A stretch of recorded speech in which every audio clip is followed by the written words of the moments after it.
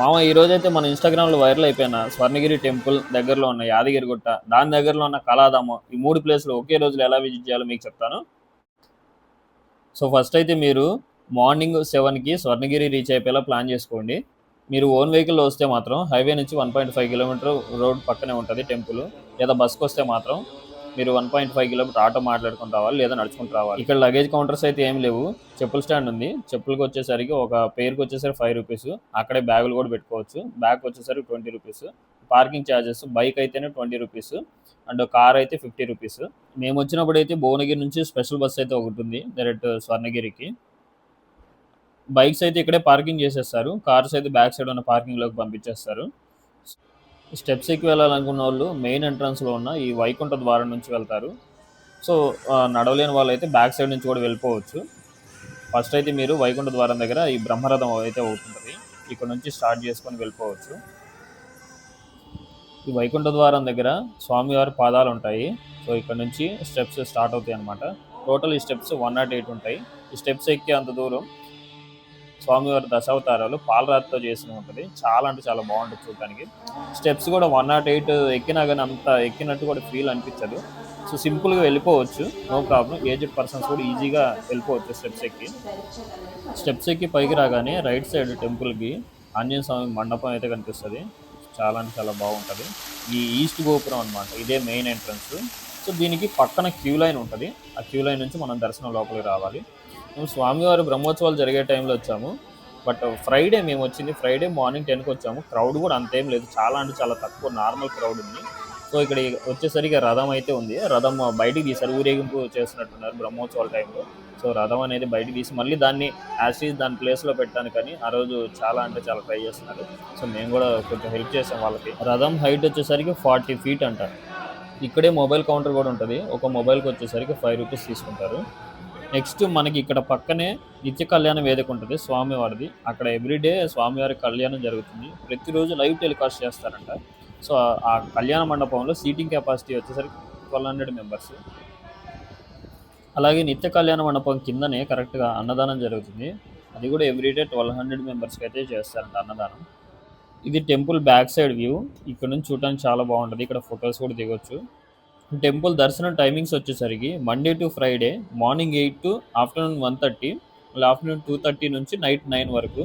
అదే Saturday, Sunday అయితే morning 8 నుంచి ఈవినింగ్ నైట్ 9 వరకు కంటిన్యూగా ఉంటది. మీరు ఈ కళ్యాణ మండపం లోపలికెళ్ళి మంచిగా మొత్తం చూసి రావచ్చు. అండ్ ఫోటోస్ కూడా దిగొచ్చు. So, no problem. ఎవరు ఏమనరు ఇక్కడ. ఈ కళ్యాణ మండపం వచ్చేసరికి పెద్ద పెద్ద డోర్స్‌తో అండ్ మంచి లైటింగ్‌తో లోపల చాలా అంటే చాలా బాగుంటుంది యాంబియన్స్. విగ్రహాలతో అసల స్టేజ్ అయితే చాలా అంటే చాలా బాగుంటది. సో, మీరు వెళ్ళి నీట్‌గా ఫోటోస్ దిగొచ్చు.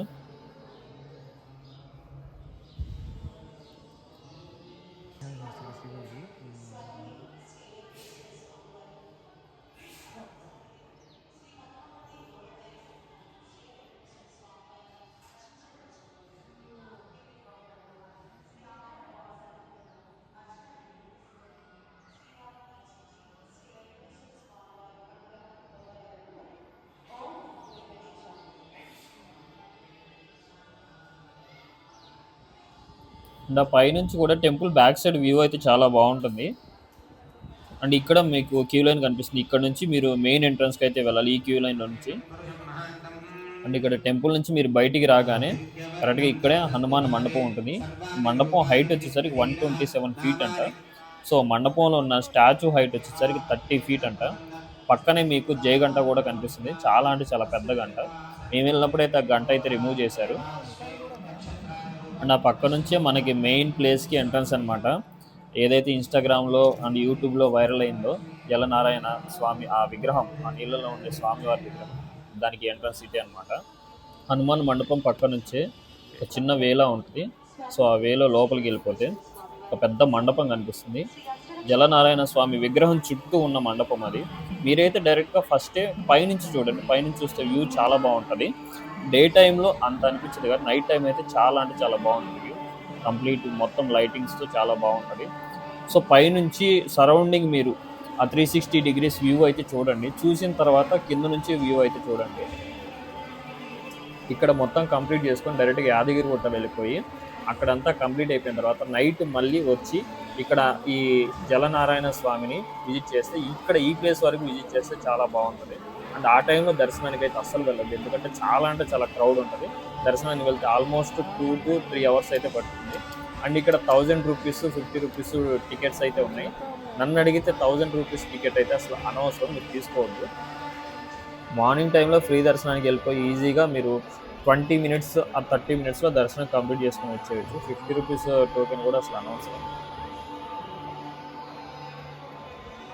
కోనేరు ఎగ్జాక్ట్ ప్లేస్ ఎక్కడంటే మనం పార్కింగ్ నుంచి చూడండి ముందుకు వస్తాం, ఆ వైకుంఠ ద్వారం మండపం ఉంది కదా, మండపంలోంచి మనం లోపలికి వస్తాం కదా, దానికి రైట్ సైడ్ కరెక్ట్గా రైట్ సైడే ఉంటుంది ఈ కోనేరు.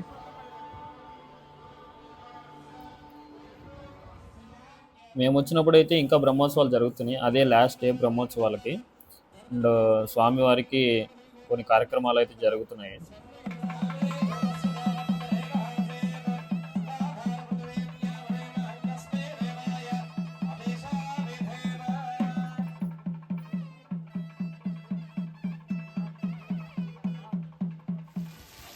తర్వాత మీరు పైనుంచి వ్యూ అంతా చూసి నెక్స్ట్ కిందకు వచ్చేటప్పుడు కరెక్ట్గా లెఫ్ట్ సైడ్ ఎంట్రన్స్కి లెఫ్ట్ సైడే స్వామివారి దశావతారాలు పెద్ద పెద్ద విగ్రహాలతో చాలా అంటే చాలా బాగుంటుంది. ఒకసారి అది కూడా విజిట్ చేయండి.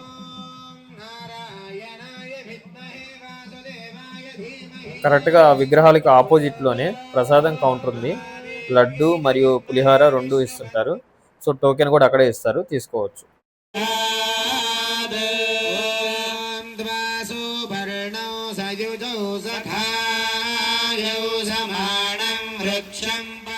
సో ఇక్కడ నుంచి కిందకి వే ఉంటుంది అనమాట, స్టెప్స్ ఉంటాయి, స్టెప్స్ దిగి కిందకి వెళ్ళిపోవచ్చు.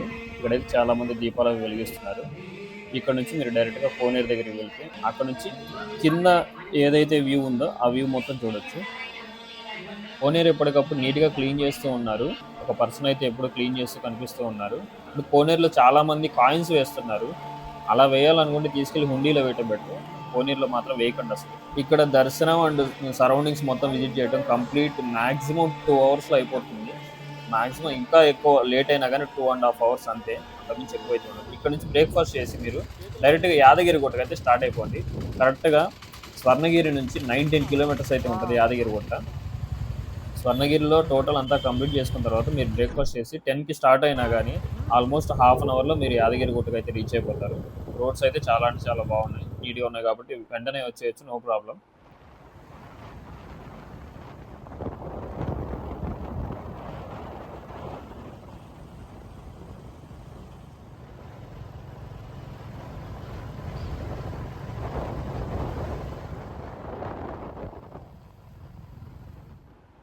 స్టే చేయాలనుకున్న వాళ్ళకైతే దగ్గరలో హోటల్స్ కూడా ఉన్నాయి.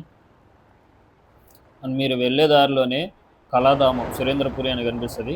సో యాదగిరి గుట్టలో మీరు దర్శనం కంప్లీట్ అయిపోయిన తర్వాత ఈ ప్లేస్ని విజిట్ చేయొచ్చు. మీరు బైక్ పైన వస్తే ఇప్పుడైతే కొండపైకి బైక్స్ అయితే అలౌ చేయట్లేదు, ఓన్లీ కార్స్ మాత్రం అలౌ చేస్తున్నారు. కార్ కూడా 500 రూపీస్ అయితే ఛార్జ్ చేస్తున్నారు. సో మనకి స్టార్టింగ్లో ఓల్డ్ బస్ స్టాండ్ ఉంటుంది, ఓల్డ్ బస్ స్టాండ్ కాక న్యూ బస్ స్టాండ్కి వెళ్ళిపోండి. ఎవరైనా బైక్ పైన వచ్చిన వాళ్ళు అయితే న్యూ బస్ స్టాండ్కి వెళ్ళి అక్కడ మనకి ఫ్రీగా పార్కింగ్ కూడా ఉంటుంది, ఆ పార్కింగ్లో మీరు పార్క్ చేసేసుకోవచ్చు వెహికల్. కార్స్ అయితే డైరెక్ట్గా అటే వెళ్ళిపోతాయి పైకి వెళ్ళాలంటే.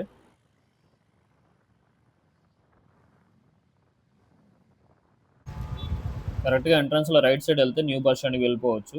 అలాగే కొండపైకి వెళ్ళే దారి కూడా ఉంది, రైట్ సైడ్ కార్స్ వెళ్ళిపోతాయి.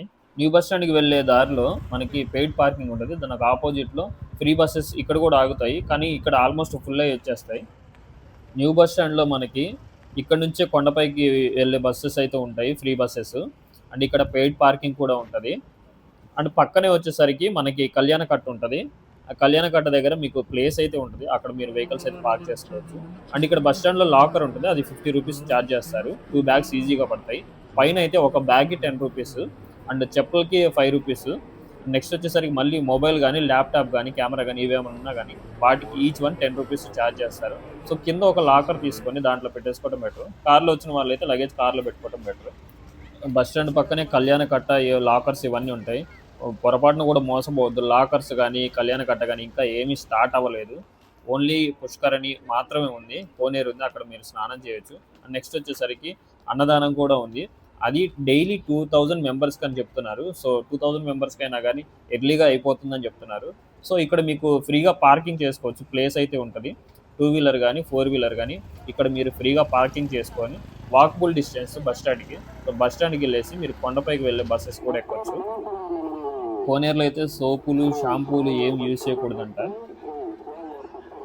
మీరు కింద లగేజ్ అంతా పెట్టేసుకొని పైకి ఒక మొబైల్ మాత్రం తీసుకెళ్ళండి. ఎందుకంటే మీరు పైన ఫొటోస్ దిగాలంటే ఖచ్చితంగా ఒక మొబైల్ ఉండాలి కాబట్టి మొబైల్ అనేది ఆ లాకర్లో ఇచ్చేసి మీరు దర్శనం అయిపోయిన తర్వాత మళ్ళీ వచ్చి మొబైల్ తీసుకోండి. కోనేరు పక్కనే అన్నదాన సత్రం ఉంది. ఆఫ్టర్నూన్ 12 నుంచి స్టార్ట్ అవుతుందని చెప్పారు. 2000 మెంబర్స్కి అని చెప్పారు. అక్కడ నుంచి బస్ స్టాండ్కి వచ్చేసిన తర్వాత బస్ స్టాండ్ నుంచి ఫ్రీ బస్సెస్ అయితే కొండపైకి వెళ్తుంటాయి. అక్కడ 30 మెంబర్స్ మాత్రమే కెపాసిటీ అని చెప్తారు. కానీ అందరూ నిల్చొని వెళ్తారు. ఆల్మోస్ట్ చాలామంది అసలు ప్లేస్ అయితే ఉండదు. ఓన్లీ మేము దర్శనానికి ఆఫ్టర్నూన్ టైంలో అయితే వెళ్ళాము. 12:30కి దర్శనం అయితే ఆపేస్తారు, ఒక half an hour. So maximum మీరు ఆఫ్టర్నూన్ వరకు అయితే ఉండదు. 10:30కి మీరు దర్శనానికి వెళ్ళేలా ప్లాన్ చేయండి. ఆఫ్టర్నూన్ అవ్వటం వల్ల బస్సెస్ అన్ని కింద ఆపేశారు. ఒక 10 to 15 మినిట్స్ ఆపి నెక్స్ట్ పంపించేశారు. కొండపైకి ఓన్లీ 4 బస్సెస్ మాత్రమే సర్వీస్ చేస్తాయి. పైకి కిందకి ఆ 4 బస్సెస్ మాత్రమే తిరుగుతాయి, ఫ్రీ బస్సెస్.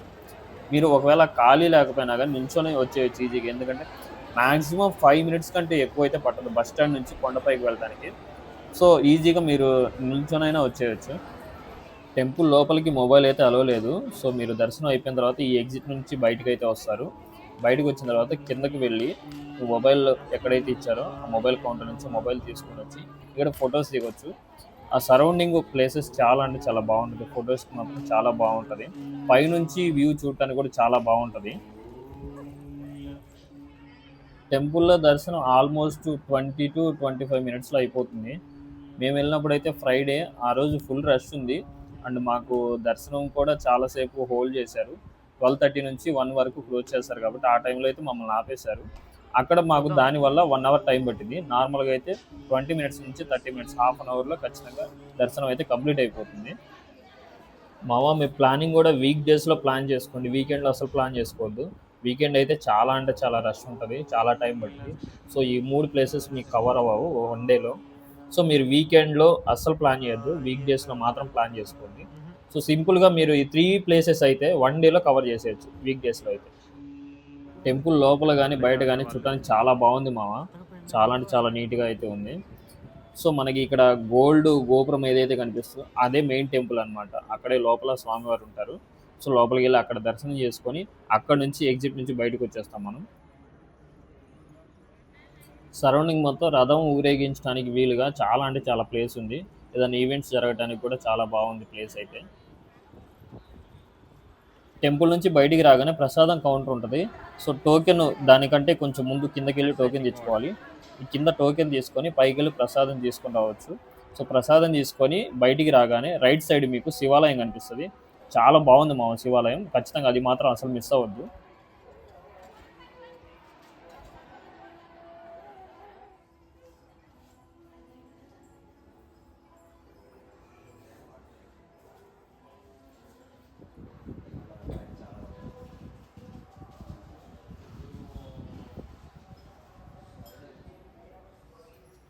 శివాలయంలో దర్శనం చేసుకుని బయటకు వచ్చేటప్పుడు మొత్తం ఇంకా షాపింగ్ ఏరియా అనమాట. కరెక్ట్గా స్టెప్స్ దిగటంతోనే ఎదురుగా షాప్స్ అన్నీ ఉంటాయి. సో అక్కడ షాపింగ్ ఏదైనా చేయాలంటే అక్కడ కంప్లీట్ షాపింగ్ చేసుకొని నెక్స్ట్ ఇంకా కిందకు వెళ్ళిపోవచ్చు డైరెక్ట్గా.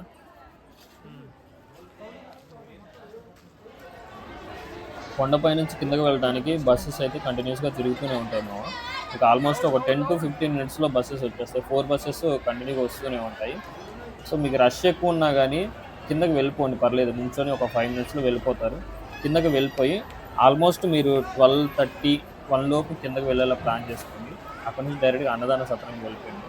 అక్కడికి వెళ్ళిపోయి మీరు అన్నదాన సత్రంలో భోజనం చేసేసి మీ వెహికల్ తీసుకొని ఈ ఇందాకలో వచ్చేటప్పుడు సురేంద్రపురి కళాధామం ఏదైతే కనిపించిందో ఆ ప్లేస్కి మీరు 2 కల్లా రీచ్ అయ్యేలా చూడండి.